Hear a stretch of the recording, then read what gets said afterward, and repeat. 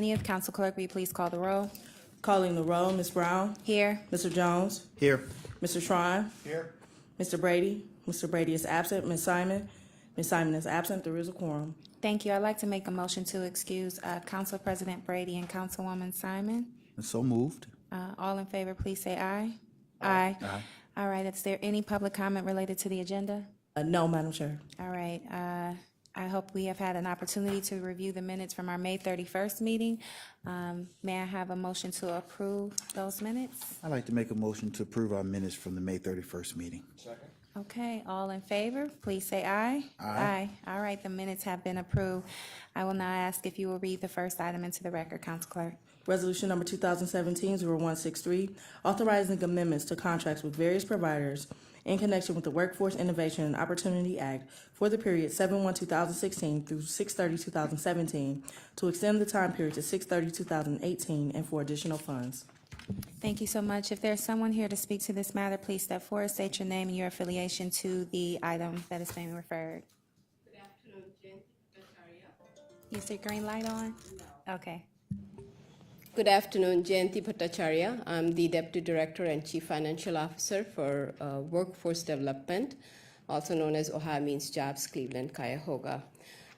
Like every year, I'm here in front of you to present our annual contracts with our service providers. These contracts are under the Workforce Innovation and Opportunity Act funding. And in front of you are three contracts. The first one is with Mature Services. Mature Services provides staffing services as well as assists us in our one-stop operation activities. And we have few staff, so our resource room, our staffing with some of our security guards are done through the Mature Services. And we also have their on-call staff helping us with staffing our board's various committees. So that's with the Mature Services. Towards Employment, the contract with Towards Employment is to provide services to those applicants who have a felony background. And they provide those services, and that contract is for $100,000. The third contract is with United Labor Agency. United Labor Agency is our one-stop operator as well as provides services to our adult and dislocated worker in what we call as the job seeker services as well as the employer services. So when a customer walks in through our doors, it's the United Labor Agency that has the contract to register them into our VOR, determine the eligibility, and then then do their assessment, and then decide whether they need to go into a training, whether they are trained, they don't need any skill upgrade, and then they'll go into a placement. So those are the services that are provided through United Labor Agency. We had a reduction of about 8% in our allocation from PY 16 to program year 17.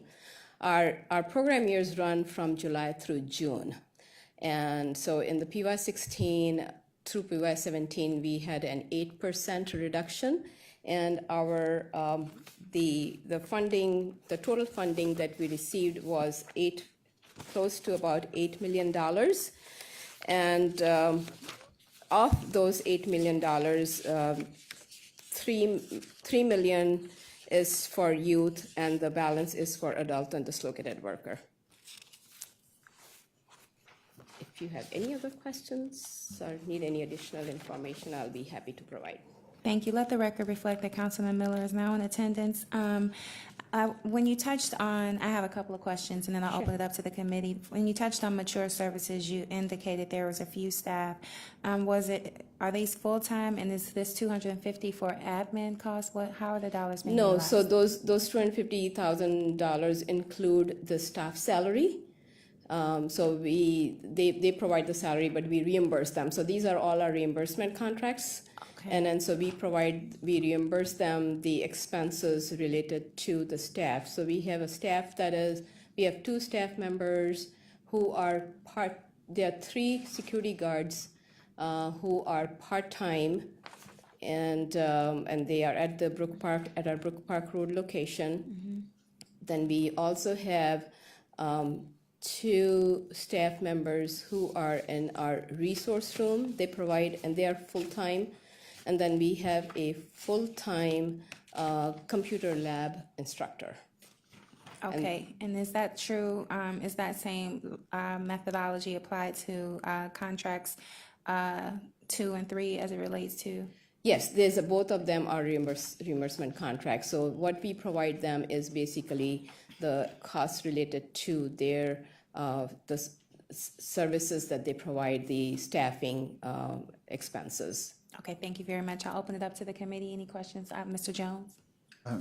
Jan, for mature services, how many individuals do they help over the course of this contract? So the people who are at the front desk, so we do have a couple people who are at the front desk. So everybody who walks through our doors are you asking how many of our customers do they help? Yes. Yes, so anybody who walks through our doors is assisted by them, in addition to the staff that is there, the front desk support that we have through United Labor Agency. So United Labor Agency has its front desk staff because they are our one-stop operator. But if somebody is on vacation or, because of the volume of people that we have, one person is not enough at the front desk. So we do have mature services staff that supports them. So I think the total number of new job seekers that we had in PY16 was 23,000. So Jan, I think what it is I'm not sure, I'm not clear on what it is Mature Services is doing. Are they providing security services? Staffing. They are staffing us, yes. This is not actually the workforce services. Correct. Okay. So it's United Labor that is Yes. providing the work source. So Correct. let me ask that same question again. Tell me how many individuals in terms of workforce are we assisting in does the United Labor Agency actually help? Okay, if you don't mind, I have Mr. Meganhart, who is the Executive Director of United Labor Agency. He can answer some of the questions. Again, if you would just state your name for the record. Dave Meganhart, Executive Director of United Labor Agency. In last program year, we had a little under 23,000 people came through our doors. And what that means is that there's a couple of different levels of service. So that would be people that come in and use our resource center, we help them with employment, job search. Of those 23,000, 5,200 of them actually registered with us for intensive services. That means they met with a counselor. We sent them through a 3-day workshop. We developed what's called an individual employment plan with them, determined whether or not they would be interested or eligible for an individual training account for vocational services. So of those people, we wrote a little over 600 individual training accounts of people that are going into vocational training.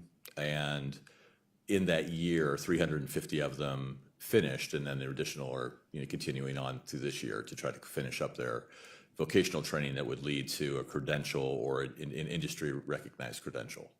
Okay. So in total for the year, we placed a little over 3,800 people in jobs.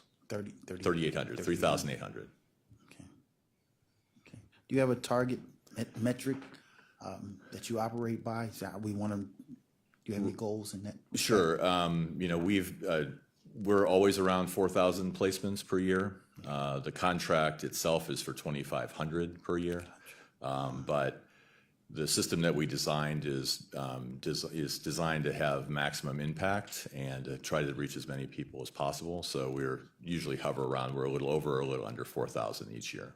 Excellent. And if I may add, because they are the main service providers for adult and dislocated worker population, the performance measures that we meet that are set for us by the state are basically the performance measures that are met by them. So we have always either met or exceeded all our performance measures, which include the placement, the retention, and the wages. We have always either met or we have exceeded. Most of the time, we have exceeded them. There might be one or two that we are at the met level, but we have always exceeded our performance measures. And the state's number is 2,500.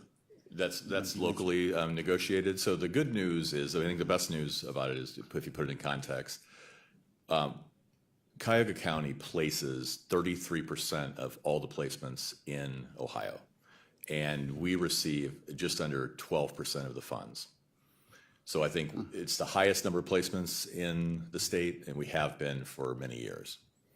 So, But we only get 12%. but you only get 12%, right? Okay. All right, thank you. Councilman Miller, then Councilman Shrine. Madam Chair, to Mr. Meganhart, am I correct that the funding under this contract not only provides for serving the 23,000 people looking for work, but also includes some work working with employers to help identify what things they need and helping encourage them to create openings and those kind of things? That's correct. So we have a team, business services team, that go out and work with the area employers, try to develop what their human resource needs are. And then if we have a company that wants to work with us, then we will recruit for them and try to be the matchmaker between the job seeking side and the employer side. We also have some hiring incentives. We work with on-the-job training contracts. So if we're working with an employer and we find a job seeker that has like 80% of what that employer might want, then we can develop a training contract with that employer to get that person employed, and then we pay a percentage of that wage while they're in that training period, so they can become gainfully employed. So we have that's kind of what we really have hung our hat on, because we believe that what we can absolutely do the most for job seekers is to try to understand the business community as much as we possibly can, understand their needs, and try to find those, kind of fill the needs of the business community with job seekers. And Madam Chair, Mr. Meganhart, of the $3,620,000, approximately how much of that will be spent on the employee side, and about how much of that will be spent on the employer side? Well, the employer side is around 900,000, and the rest of it's on the job seeker side. So it's about a quarter of it on the employer side. That's right. Okay. Thank you, Chairman. Can you tell me what are some of the job descriptions that are actually of the 4,000 are being placed? I mean, we're all over the place. Is there a common theme of any of them? The last few years, there's been a lot of hospitality jobs, obviously, because what's been created in the area. What we do with the county and the city is we have what's called workforce development agreements. So anytime that there are economic development funds that are spent on an employer, there's a workforce development agreement that we have to get like first shot at helping to solve those hiring needs. So really, it charts with what the money, with economic development money that's being spent. But really, our highest number of jobs are a lot of service jobs, a lot of hospitality jobs. We do a pretty good job with manufacturing. Our average wage is around $13.85. So, and that's an average, of course. So we're at all levels. We, as being the public face of the workforce system, we, have to sort of be open to everybody that's eligible. So we place everybody from minimum wage up till, higher skill. The range is from what to what? dollar? I mean, it's the wage range goes from $8 to up to $45. You know, like we've placed people with $100 an hour, right? But those are kind of, we throw those out because it doesn't make it skews the average. They're Right? outliners, right? Yeah. Well, you don't want to have that in your data pool. Exactly. On the minimum wage, what they're going into, what kind of jobs? Well, you know, there's a lot. Like I said, there's a lot of hospitality jobs. Okay, so that's our hotels, our restaurants, and That's things of correct. that nature. That's right. And there's and obviously Cleveland's had a big boom of that in the past. Right. The three areas, at least in my understanding, it's medical, manufacturing, and hospitality are three biggest job creators. That's right. So even like on the healthcare, even with the healthcare side, we do have like entry level positions, the STNAs and the PCNAs. That's who get the $8 or around that. And what problems, if any, would it be? Mr. Miller was asking questions about allocation of funds, employer, employee. What problems will it create, if any, for you if $15 is the minimum wage and you're trying to find placement for hospitality jobs? Is that going to make a shortage of those jobs? Well,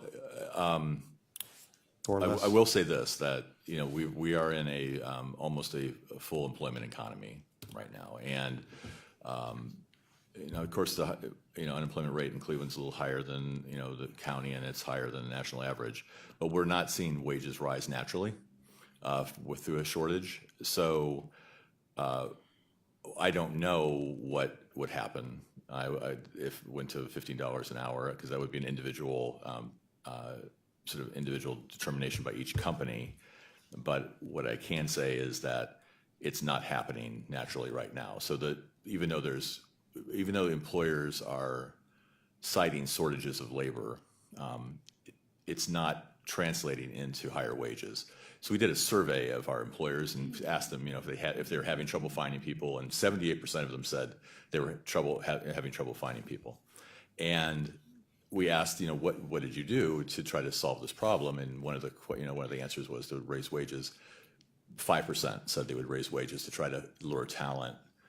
So you're still in this area. You're still in this sort of odd, kind of depressed wage environment. So so I don't know.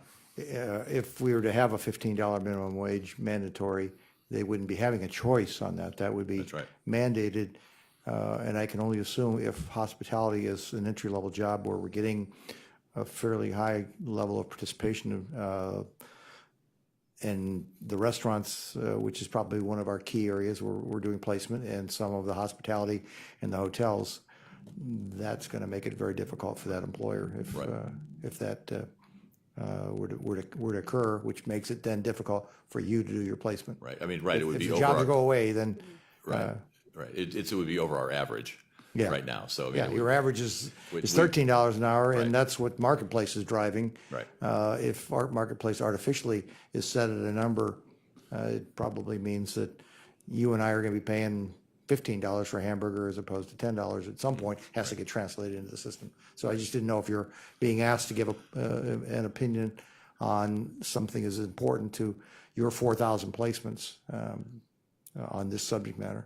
Right. I mean, we try to be as reactive as possible to the market, you know, so, and you could certainly extrapolate that would be the case, that, you know, if wages are higher, there may be fewer jobs. And, you know, we have what we worry about, what we think about every day is like a growing skills gap in the community, that for people that have, higher skill degrees, or they have credentials that are sort of like you can interpret abstract thought, they can do very well in this economy.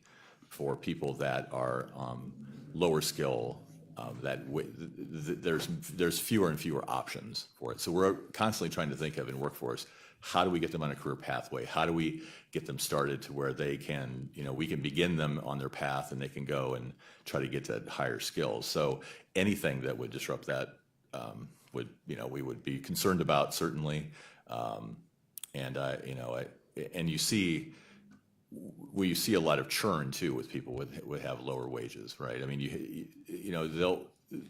for the employer, people will change jobs for a quarter or an hour, of course, right? Because it's a big deal to them. If they're making $10 an hour and they can get a job for $10.25, they will move, and that the expense of the employer too. It has to be, That's the employer's job to figure out Right. that I Right. need to be at 10:50 then if I need to. That's It's- right. It's not your job to worry about it. That's right. Somebody leaving, that's the marketplace. It Right. should find its own natural equilibrium on right? that. Yeah. So I'm just saying that's the sort of the seas that we're in all the time. Okay, and of that 4,000, do you have a mix as far as, if I had to give a rough percentage as to those levels of entry-level jobs that you're talking about? They get somebody that first job, that first paycheck, what would be the mix? Is that 10%, 50%? Right. I know that 25% of the people that we place are either low income or are on public assistance. And that's probably their first job, It's or the first in job. many cases? Right. Okay, great. Thank you. Any other questions, comments, or concerns from the committee? Okay, there being none, it looks like this contract ended on the 30th of June of this year, and so we want to pick it up to extend it through the June through 2018. So I'm presuming this needs to be under second reading suspension? Yes, please. I would request the second reading if Okay, if there are no objections, I'll make a motion to move this to the full body of the council under second reading suspension. Do I have a second? Second. All right, it's been moved in second. If there are no additional questions, comments, or concerns, One all in favor? additional question. Yes. Just curious, in the gap time between when the contract ended and today, and actually when it's ultimately approved, what has happened? Have services been cut? No, we continued with the services because these contracts were, the reason they are coming in late before the council is, there are multiple issues. Number one was because of the uncertainty of the budget at the federal level, we did not receive our budget allocation till June 22nd. So once we received that, we right away went into negotiation with them and got everything, negotiation with our providers, and got everything in place before June 30th. In the meantime, we started entering stuff into the new on-base system, and with the conversion on July 17th, we didn't get any help for a while, and so that took us a long time. I think it was like in August that we got the first help, and we moved as soon as possible. But these were approved by our board prior to June 30th. Councilman Strawn?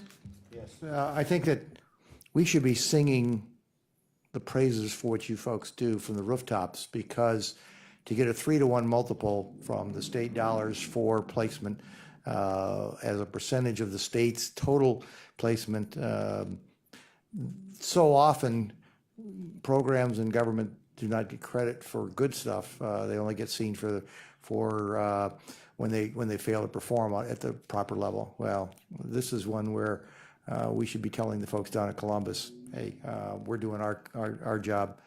We're carrying the heavy lifting that this takes, and to do a placement of a new person, new job, get them that sense of responsibility, I think it's phenomenal. And so congratulations to you and your team. We appreciate that. Thank you very much.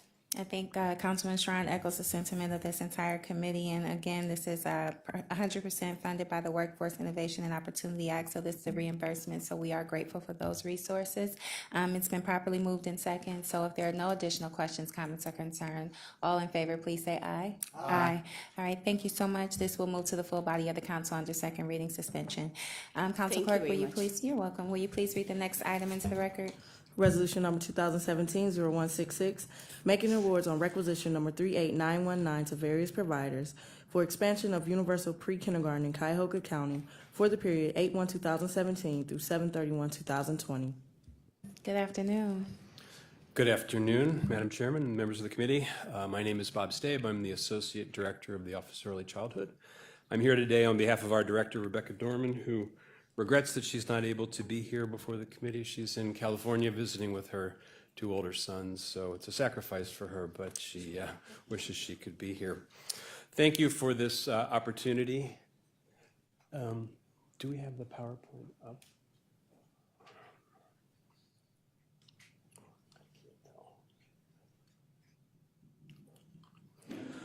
I wanted to start my presentation by talking a little bit about our commitment to the community where it comes to high-quality preschool.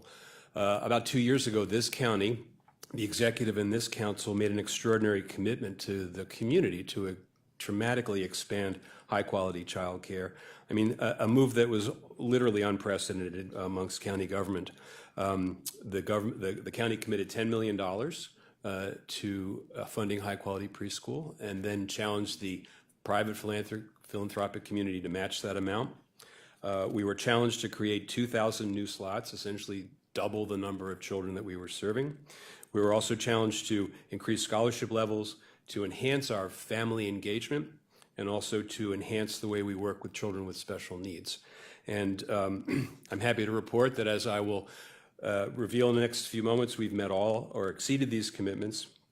And I always like to point out that while programs similar to our UPK program exist in other parts of the country, we are still the only county in Ohio that has a UPK program that is funded with county dollars.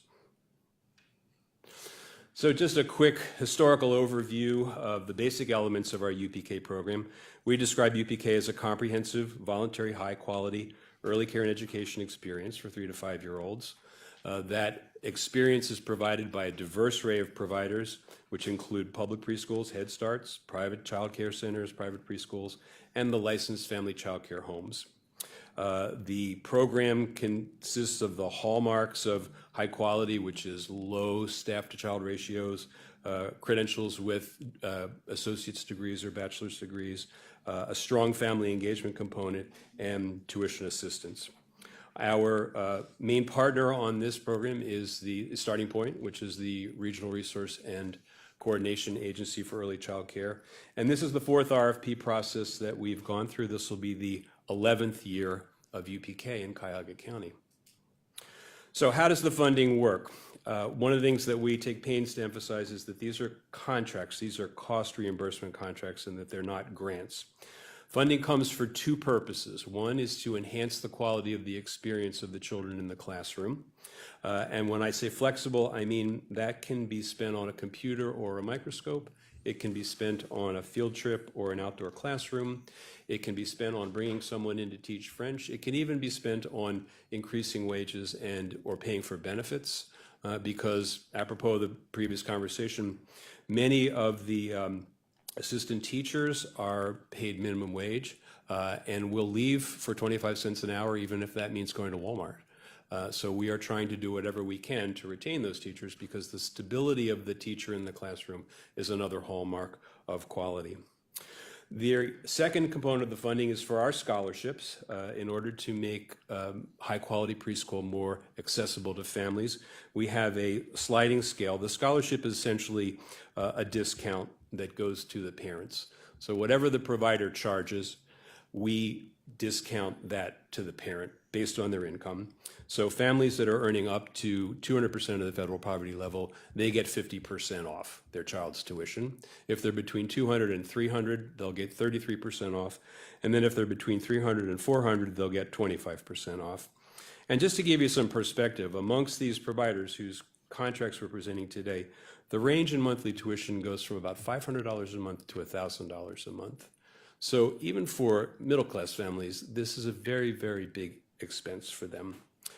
This program is making it possible for them to access high quality. Turning to our UPK model, just quickly I want to say a little bit about our family engagement approach. Lots of research shows that when parents are involved in their children's school, the children do better. And we've had a strong family engagement model as part of this UPK program. But this year we're taking it to the next level. We're using something called the 2-gen approach, and I think their tagline summarizes it pretty well: 2 generations, 1 future. We combine the high-quality preschool experience with wraparound support for the family, for the parents. Do the parents need a job? Do they need to get a GED or an education? Do they need open a checking account? Do they need transportation? Do they need help buying a car? So as part of this UPK 2.0, we'll be hiring 2 family engagement coaches who will work directly with these individual UPK providers to work with parents around those issues. The second enhancement that I want to talk about quickly is our special needs intensive classroom model. We've always had as part of the UPK program technical assistance when when providers were serving children with special needs, whether that was behavioral or asthma, medically fragile. But we came to realize that there are some circumstances where one or two children in the classroom will disrupt the whole classroom dynamic. So this approach, in addition to our traditional approach, this approach looks at the entire classroom as a unit, and bottom line, will provide 4 to 6 hours a week of coaching for up to 12 weeks. So that means that the classroom staff have a professional in the classroom with them, modeling appropriate behavior and coaching the teachers to learn how to deal with situations and resolve them. We're hoping to serve 200 children in 30 classrooms with that approach. Some specifics about our contracts, just to give you some statistics. In terms of how we selected them, this was a competitive RFP process. A notice of the RFP availability was sent to every facility in the county that has a 3, 4, or 5-star rating. Also, every school district in the county received a notice. So a total of 241 notices were sent out. As a result, we received 53 proposals. We are here recommending contracts in the amount of $9,565,386. That breaks down to 37 sites operating by 21 agencies. And I've given you a little bit of a little more detail here. We're welcoming 15 public school district sites, which is a major expansion to bring all of these inner ring school districts in. 11 Head Starts, 10 center-based, 1 family child care home. We had promised the community 2,000 slots. We're delivering 2,642. All of these providers are new to the UPK family, with the exception of Catholic Charities, CMSD, CEOGC, and Horizon Centers. So here I have a map for you, and you should have a copy in front of you with the key on the back. So this is the distribution of our sites, and I am anticipating your question about districts 1, 4, 5, and 6. In UPK 1, we have 1 site in District 1. We have 1 site in District 5. We have 2 sites in District 4. And my apologies, Councilman Tron, we still don't have. We don't. We don't. We keep trying.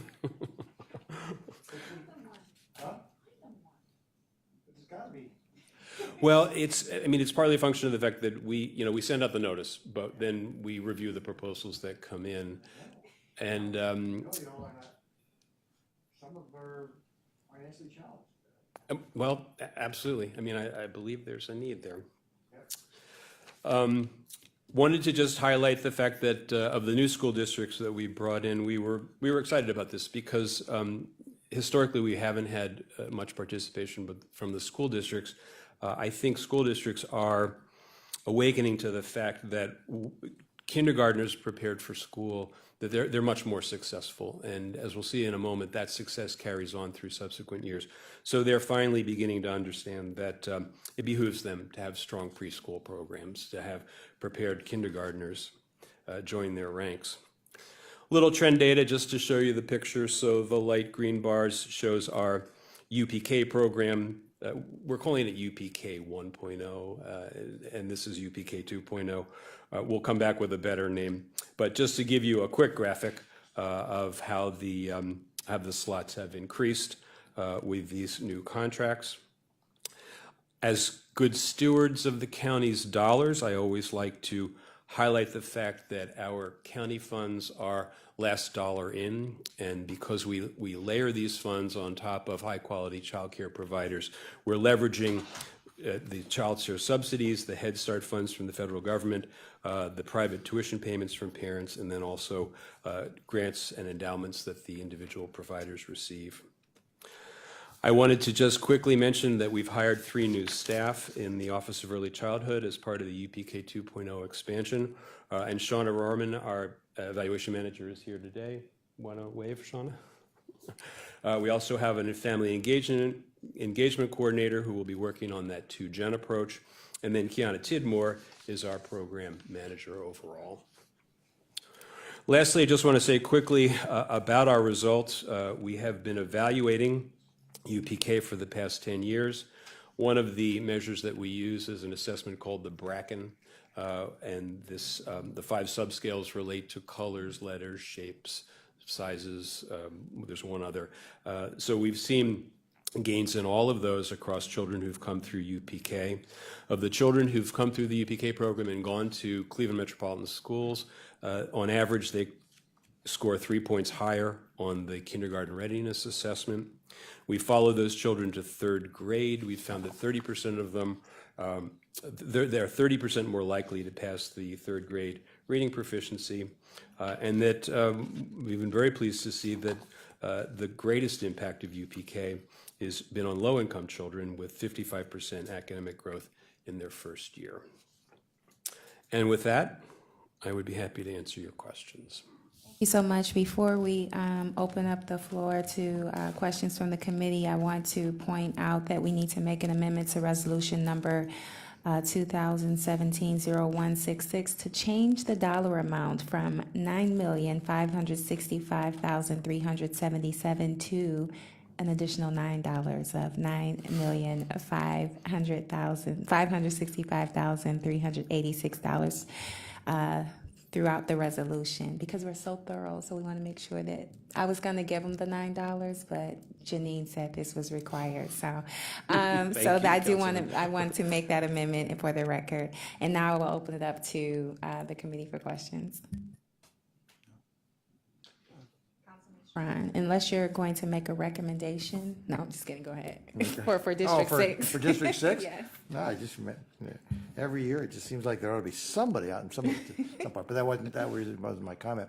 My comment was that I would not still think of 30% of passing the 3rd grade proficiency is a very high mark. I know that it's 30% over the existing number, but it just seems like when we're spending almost $10 million, that we should be getting results better than that for our cadre of kids going through this. So in terms of the 10 million, right now actually it's closer to 23 with the private contributions. Yeah, So well, we're I'm just talking about our money. Yeah. There's no guarantee the other money shows up at the table. Yeah. We're forecasting to have at least 4 years of the program, and hopefully 5. So the money will be spread out.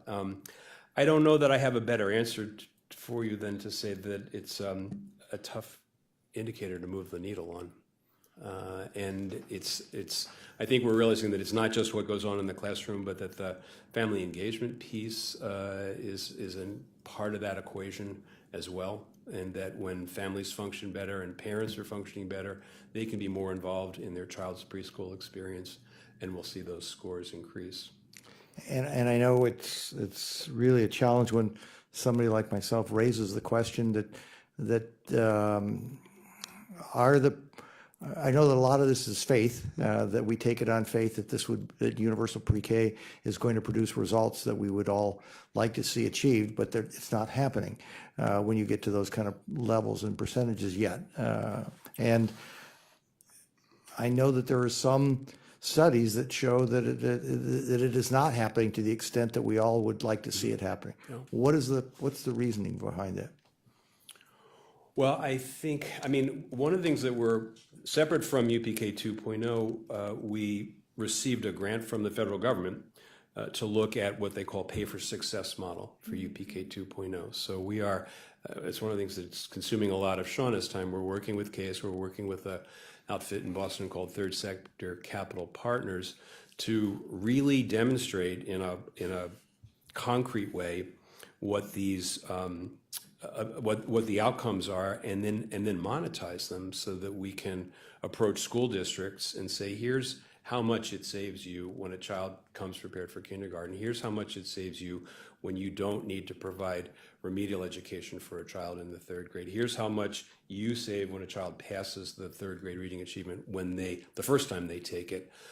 So that's a high standard, but we're working on that right now to try to prove that, because in terms of long-term sustainability, I don't imagine that Cuyahoga County or any county can afford to just dole out $10 million every 5 years for UPK, that we've got to find a strategy that's sustainable.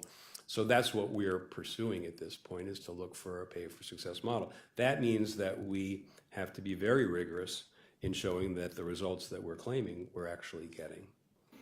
Because what is the percentage, because we just got the results back for Cleveland Municipal School District just last week, I believe it was, on the third grade proficiency exam as it was. What was the percentage of passage? I'm afraid I don't know. 30% were better than that, I'm guessing. I hate to be a tough guy, but if we're going to produce a slide that says that, then we should have the baseline that says this is the baseline. You're right. You're right. I can get that for you. I mean, Okay, all right. I didn't have the opportunity to, I saw the report card came out and I didn't have the chance to review it yet. All right, well, my heart is in the concept. I just want to make sure that we don't chase concepts with dollars and not hold our expectations at the performance level that we're saying we think we're going to achieve. And perhaps the answer is that maybe the $10 million should be used someplace else for that child in order to get there. I don't know what the answer is, but I just don't want to go down a path that says we automatically assume one thing just because we think it feels like the right solution. Thank you. Well, we'll meet, we'll And I will not win friends and influence people by asking tough questions like that. Yeah. I understand that. Thank you. Any other further? Councilman Jones and then Mr. Miller. Thank you, Madam Chair. I actually have to echo the comments of Councilman Strawn. As you say, you don't want to just take it on faith, but as I look at UPK, it brings me back to what Family and Children First Council are doing with their closing the achievement gap at the 9th grade level, and the efforts to support the children at that end and ensure that they graduate. So I like to think that they're having some success at that end. But one concept or one realization that I'm seeing is that some of the school systems are smaller, like the Maple Heights and the New Garfield Heights. Cleveland is a much more massive school system. The success we've seen in some of the smaller cities as we look to partner with the larger cities, larger city, it's moving that ship is a bigger task. Can you segment what you've done and talk about the success not just with Cleveland, but with the children in some of the smaller first ring suburbs? So I can say that in Cleveland, we are moving from 3 schools currently to, and adding 6 more. So we'll be at 9. In the other school districts, we have just awarded these contracts. I mean, literally, they are just getting started. So we can't point, what they've done is they've attended the orientation session and they've enrolled their students in the UPK. So a year from now, we would have some results for you. I see. The expansion is to these other cities. Exactly, exactly. If I also might, I mean, I wanted to just say something about this idea of accepting things on faith. These results that I've presented to you are not faith-based. They are based on evaluations that CASE has done for us. So these are real findings. We might agree to disagree about whether it's enough or whether it's worth the money, but I don't want you to leave with the impression that these are based on faith. These are based on research, and we are continuing to do research. One of the exciting things about having these inner ring suburbs involved now is that Case Western Reserve has entered into data sharing agreements with those public schools. So now we'll have the kindergarten readiness assessments and the 3rd grade reading results for those kids who go to UPK and then go on to school in those inner ring school districts. That's going to take a little while, okay? That's going to take a few years for them to get there, but that's really rich data that will really help us better understand and better quantify what we're actually accomplishing in UPK. Well, I say this, I get what you're saying. You certainly have success for the goals that you have set, and you positively impacting the children's lives from kindergarten to 3rd grade, and they take the test. But I guess I think about it from the context of what we do for our children from pre-K to them ultimately graduating from the 12th grade. and going on to be productive citizens. And when we see our children dropping off at these higher grades, and the conventional wisdom is if we invest at an early age, we're going to shoot them like an arrow through, and at the end, they're falling off the precipice. So I have to, if I'm going to stand in front of a community meeting and residents, and I talk in terms of metrics and the things that we've done, I like to be able to talk in terms of the big picture success, as opposed to talking in terms of output. I want to talk in terms of outcomes, and we're certainly having output and certain levels of outcomes that we want to fine tune, I believe. So that's the perspective I come from. How do we connect them all from K through 12?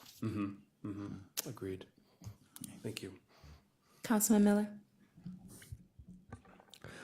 Madam Chair, Mr. Stabe, first of all, did you send the slides to the clerk? So, Yes, I've saved them to her laptop. okay, great. And first, I'd like to say how important I believe this whole area is.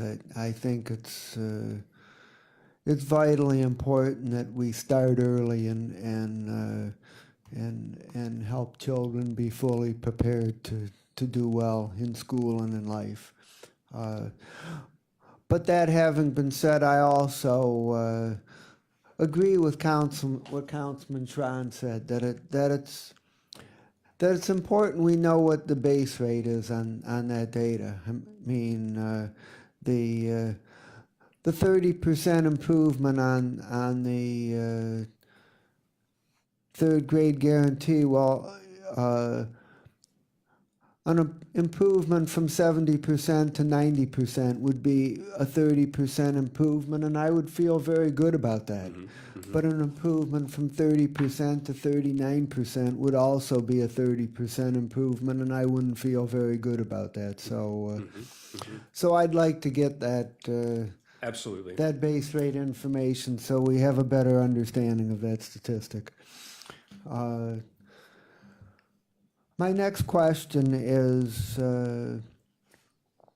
this contract takes most of the 10 million and it carries us through 7/31/2020. After that time, would additional county funding be needed to sustain the program at this level, or would the private dollars that we've raised carry us farther before additional county money is needed? The private dollars will definitely carry us farther. And what we're actually doing on the ground now, it took us a while to set this up. The private dollars, and there's about $2.5 million that have been raised, are sitting in a fund at the Cleveland Foundation. We've now worked out the mechanism by which we can draw down those dollars. So they will essentially supplant county dollars. We've already requested and received about $700,000 from that fund that is now in the county budget. Will go and supplant some of the $10 million in these contracts. Now, I thought the private dollars raised was something like 12 million. That's correct. $2.5 million is what's been actually received by the fund so Understood. far. Okay. A number of the providers said $1 million, but over 3 years or over 4 Understood. years. Okay. You said the tuition was between $500 and $1,000 a month.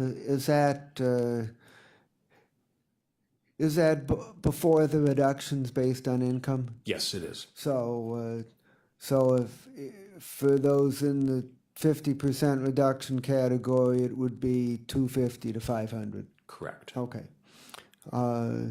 And finally, a comment, which is that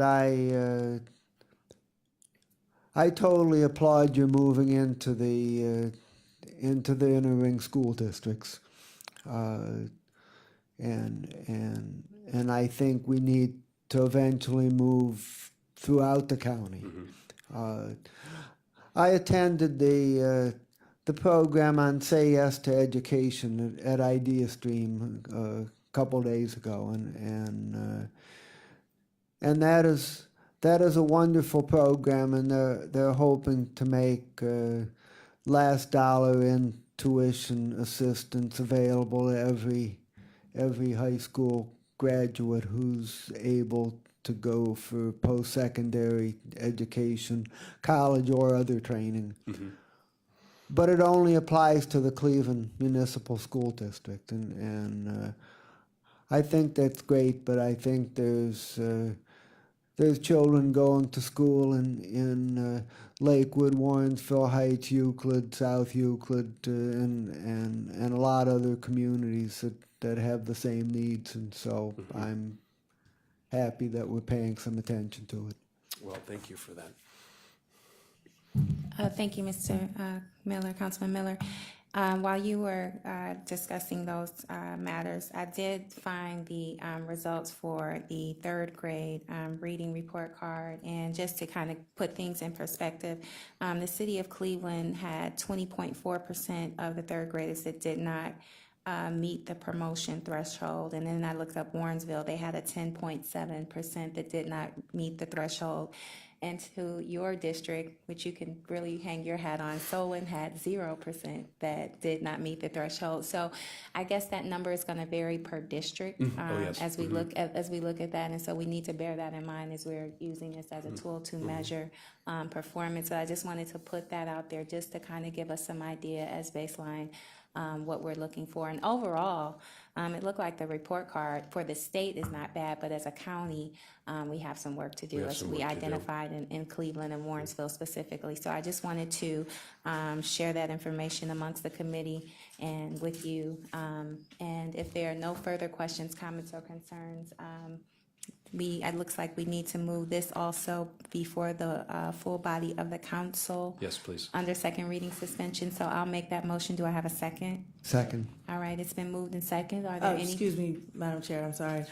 We need a second for the amendment and also a okay. vote. I'm sorry. Okay. Second, Okay. Do For we have? $9. Thank you. And I'm sorry, Councilman Miller is not a member of the Oh, committee. yes, so- I forgot. Councilman Miller, we didn't appoint you at the start, so I'll need a second from one. I was not appointed. No, because we had a quorum. Okay, Yes, fine. Okay. yes. So it's been moved and seconded. I made the motion. Councilman Schron has seconded. If there are no questions, comments, or concerns, all in favor for the amendment for $9, please say aye. Aye. All right. We've also made a motion to move and second on the contract. Do I need to do that again? Okay, all right. It's been moved and second. And if there are no additional questions, comments, or concerns, all in favor, please say aye. Aye. All right. Thank you so much. Thank you for the information and the presentation. And also, council member, I forgot to say congratulations on your recent victory. Thank you very much. And is there any miscellaneous business? Any public comment? No, Madam Chair. All right, then we will adjourn. Thank you, everyone.